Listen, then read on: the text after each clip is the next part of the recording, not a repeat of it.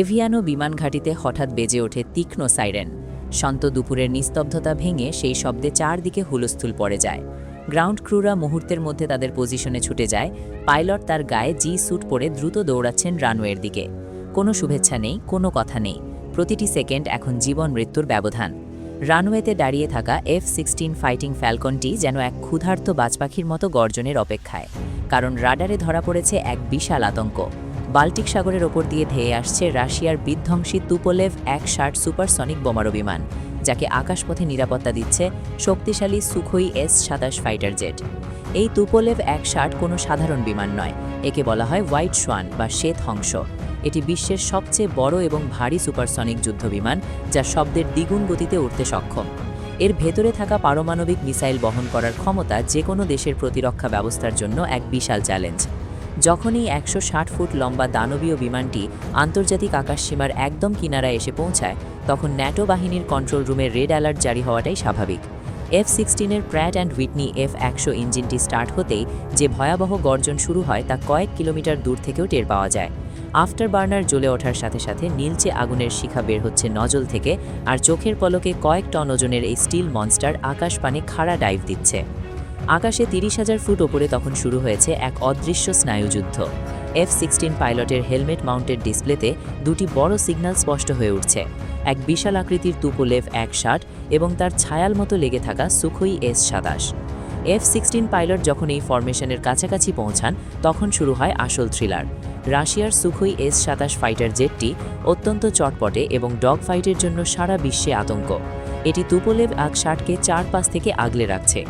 F-16 পাইলটকে অত্যন্ত সতর্কতার সাথে ম্যানুভার করতে হচ্ছে, কারণ সামান্য একটি ভুল অ্যাঙ্গেল বা যান্ত্রিক ত্রুটি মুহূর্তেই আকাশকে রণক্ষেত্রে পরিণত করতে পারে।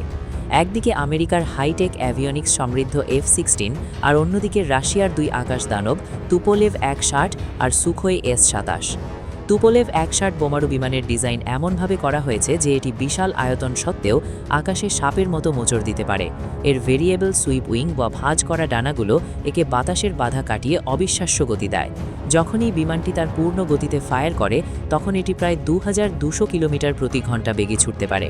অন্যদিকে F-16 তার 6G টার্ন নেওয়ার ক্ষমতার জন্য পরিচিত।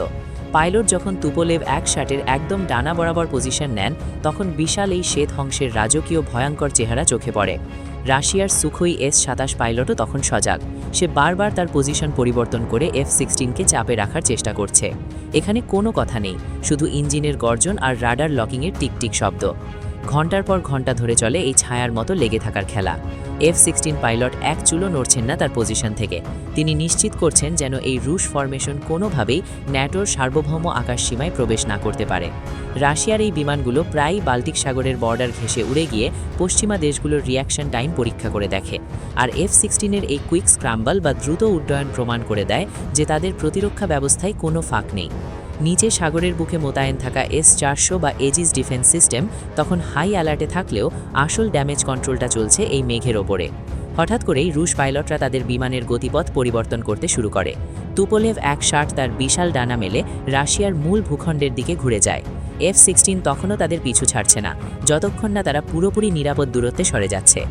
রাশিয়ার এই তুপোলেভ এক-60 যখন তার আফটার বার্নার ছেড়ে মেঘের আড়ালে সাদা দাগ কেটে হারিয়ে যায়, তখনই কেবল আকাশের বুক থেকে উত্তেজনার পারদ নামতে শুরু করে। পুরো অপারেশনটি শেষ হওয়ার পর F-16 যখন আবার রানওয়েতে ল্যান্ড করার জন্য চাকা নামায়, তখন বোঝা যায় আধুনিক যুদ্ধের ময়দান এখন আর শুধু মাটিতে সীমাবদ্ধ নয়। তুপোলেভ এক-60-এর মতো পারমাণবিক সক্ষমতা সম্পন্ন বিমান আর F-16-এর মতো ক্ষিপ্র ফাইটার জেটের এই অদৃশ্য লড়াই প্রতিনিয়ত ঘটে চলেছে। আকাশের এই নীরব আধিপত্যের লড়াইয়ে জয়ী সেই, যার প্রযুক্তির ধার বেশি আর যার পাইলট চোখের পলকে সঠিক নির্ণয় নিতে পারে।